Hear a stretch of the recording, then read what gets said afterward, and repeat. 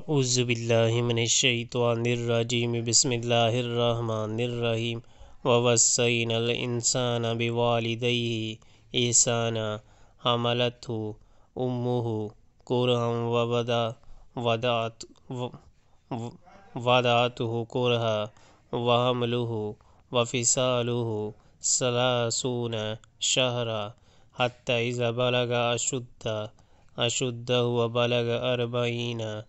أربعين سنة قال ربي أوزعني أن أشكر نعمتك